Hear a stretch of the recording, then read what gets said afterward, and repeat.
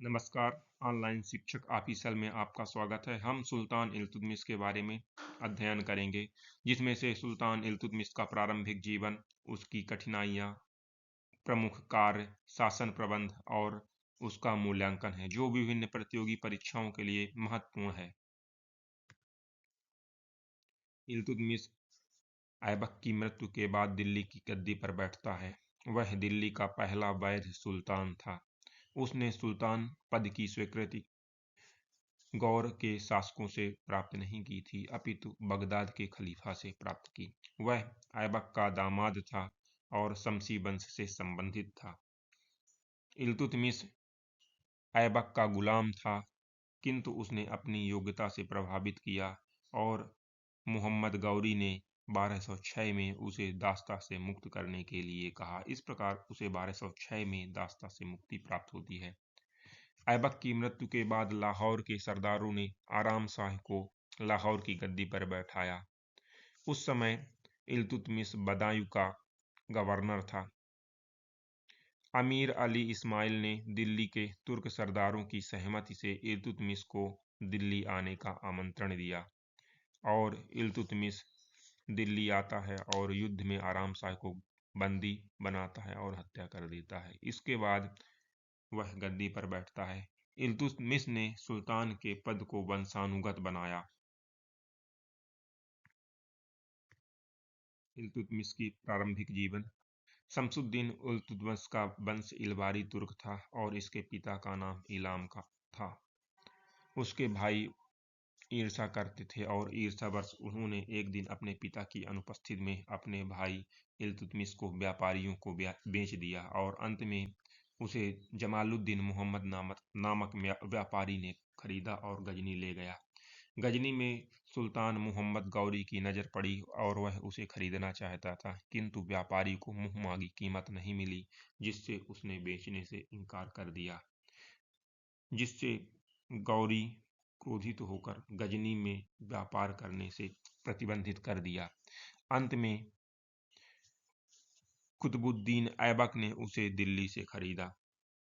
इल्तुतमिश ने प्रारंभ में सर-ए-जहाँदार, आमीर-ए-शिकार जैसे पदों को प्राप्त किया और वह अपनी योग्यता से बरन का इक्ता प्राप्त करता है और अंत में दिल्ली राज्य का सबसे महत्वपूर्ण इक्ता बदायूं भी उसे मिला।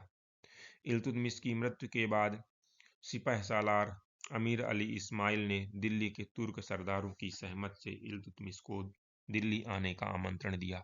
1211 में आराम शाह की हत्या कर इल्तुतमिश दिल्ली की गद्दी पर बैठा और दिल्ली का पहला वैध सुल्तान बना। इल्तुतमिश की कठिनाइयाँ। कुतुबुद्दीन ऐबक और मुइज़्ज़ी मोहम्मद गौरी तुर्क सरदारों के असंतोष। दूसरी समस्या थी एल्दौज, जो कि गजनी का शासक था और वह दिल्ली को गजनी के अधीन मानता था, किंतु जलालुद्दीन मंगबरनी के आक्रमण के कारण वह पंजाब की ओर बढ़ने लगा। तीसरी समस्या नासिरुद्दीन कुबाचा था, जो कि इल्तुतमिश की कठिनाइयों के कारण अपने साम्राज्य का विस्तार कर रहा था और उसने उच्च सिंध, मुल्तान, भटिंडा, कुहराम पर अधिकार कर लिया था। इसी समय बंगाल और बिहार दिल्ली से स्वतंत्र हो गए थे और लखनौती में अली मर्दान ने अपने आप को स्वतंत्र शासक घोषित कर दिया। ऐबक की मृत्यु के बाद हिंदू राजपूत शासक पुनः संगठित होकर अपने आप को स्वतंत्र कर रहे थे। अगली समस्या मंगोल आक्रमणकारी चंगेज खां के आक्रमण का भी भय था। इल्तुतमिश को प्राप्त दिल्ली राज्य अस्थिर फौजी जागीर की भांति मिला था, जिसमें स्थायित्व का अभाव था। इन सभी कठिनाइयों को सुल्तान इल्तुतमिश ने सुलझाया। इल्तुतमिश के प्रमुख कार्य। उसने सबसे पहले 40 गुलाम सरदारों का एक गुट बनाया, जिसे तुर्कान चिहलगामी कहा जाता है। कुतुबुद्दीन ऐबक और मुइज़्ज़ी मोहम्मद गौरी के समर्थक सरदार थे और इनके असंतोषों से निपटने के लिए सुल्तान इल्तुतमिश ने अपने लिए विश्वासपात्र सरदारों का एक नया गुट चालीसा दल या तुर्कान चिहालगानी का गठन करता है, जो मुख्य रूप से इल्तुतमिश के प्रति वफादार थे। अगला समस्या थी एल्दौज की तो उसने एल्दौज को 1215 और 16 के तराइन के युद्ध में पराजित कर दिया और कैद कर उसकी हत्या करवा दी। इल्तुतमिश के समय में मंगोल आक्रमण का खतरा आ जाता है, जिसमें चंगेज खां ईरान के शासक अलाउद्दीन मोहम्मद ख्वारिज़्म के साम्राज्य को नष्ट करने के बाद उसके पुत्र जलालुद्दीन मंगबरनी का पीछा करते हुए 1221 में सिंधु नदी के तट तक आ जाती हैं। जलालुद्दीन मंगबरनी इल्तुतमिश से मदद की मांग करता है और अपना एक राजदूत भेजता है, जिसकी हत्या सुल्तान इल्तुतमिश ने करवा दी और उसे यह संदेश भेजा कि यहाँ की जलवायु आपके अनुकूल नहीं है।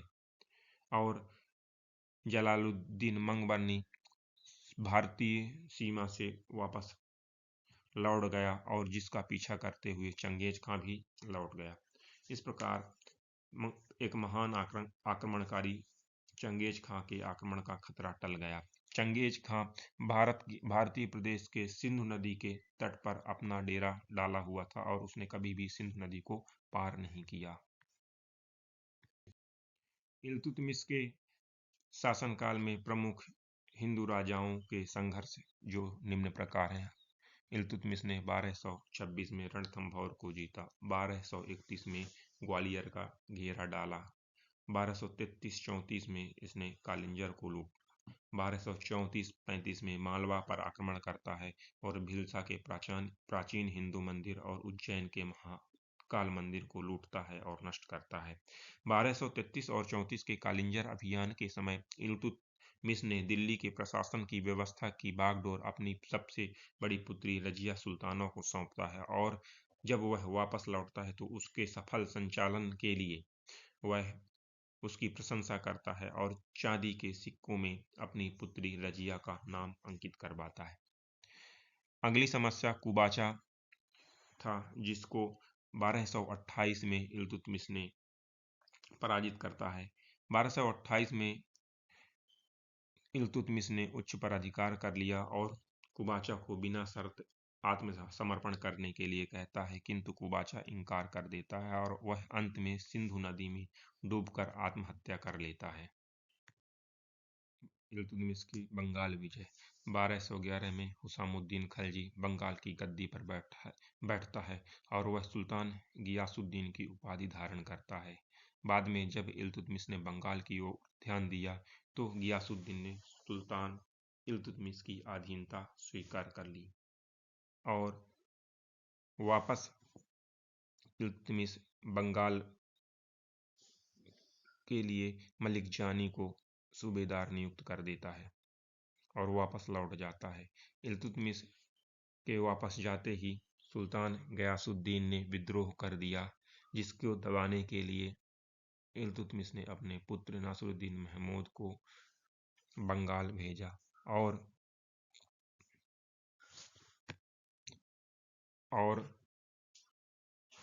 नासिरुद्दीन ने उसकी राजधानी लखनौती पर अधिकार कर लिया। 1226 में नासिरुद्दीन ने लखनौती पर विजय प्राप्त की और इसी प्रकार 1226 में बंगाल दिल्ली सल्तनत का इक्ता बन गया, किंतु 2 वर्षों के बाद ही 1229 में शहजादा नासिरुद्दीन की मृत्यु हो गई, जिसके कारण मलिक इख्तियारुद्दीन खलजी ने विद्रोह कर दिया, जिस विद्रोह को दबाने के लिए 1229 में इल्तुतमिश स्वयं गया और उसने इस विद्रोह का दमन कर दिया और इस बार इल्तुतमिश ने बंगाल और बिहार में पृथक पृथक इख्तियारों की नियुक्ति की। इल्तुतमिश ने सुल्तान पद की स्वीकृति बगदाद के खलीफे से प्राप्त की थी। इसे 18 फरवरी 1229 में खलीफा से स्वीकृति पत्र प्राप्त हुआ था। इल्तुतमिश दिल्ली का पहला वैध सुल्तान था और इसने सुल्तान के पद को वंशानुगत बनाया। इल्तुतमिश को नासिर अमीर उल मोमिन की उपाधि प्रदान की गई थी। इल्तुतमिश की 1236 में मृत्यु हो गई और इसने अपने उत्तराधिकारी के रूप में रजिया का चयन किया था, किंतु तुर्की अमीर सरदारों ने उसके पुत्र रुकनुद्दीन को दिल्ली की गद्दी पर बैठा दिया। शासन प्रबंध की बात कर लें तो इल्तुतमिश ने सर्वप्रथम दिल्ली सल्तनत में एकता व्यवस्था को प्रारंभ किया था और इसने ही सबसे पहले शुद्ध अरबी के सिक्के, चांदी का टंका और तांबे का जीतल प्रचलित करवाया था और सिक्कों पर टकसाल का भी नाम अंकित करवाया। इल्तुतमिश का मूल्यांकन। इल्तुतमिश ने विद्वान मिन्हाज उस सिराज और मलिक ताजुद्दीन को संरक्षण प्रदान किया था और इसने लाहौर के स्थान पर दिल्ली को राजधानी बनवाया।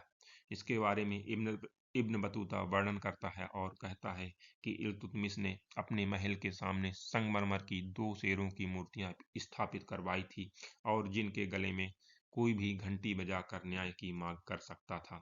इल्तुतमिश के शासन का जो आधार था वह मुख्य रूप से विदेशी मुसलमान था और इसके साथ ही इल्तुतमिश ने कुतुब मीनार का निर्माण कार्य पूर्ण करवाया और 4थी मंजिल तक उसको निर्मित करवाया था।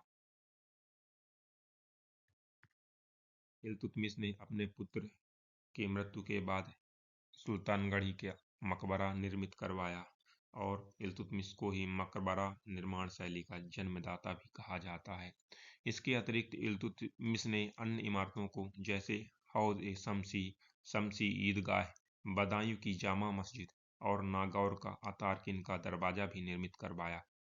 इल्तुतमिश ने शेख बहाउद्दीन जकारिया को शेख उल इस्लाम की उपाधि भी प्रदान की थी। हमीदुद्दीन नागौरी को सुल्तान तरीकीन की उपाधि प्रदान की और इल्तुतमिश ने अंत में देखते हैं मोइनुद्दीन चिश्ती की दरगाह का भी निर्माण करवाया था। इसी प्रकार के वीडियो देखने के लिए लाइक, कमेंट, शेयर और सब्सक्राइब जरूर करें। धन्यवाद।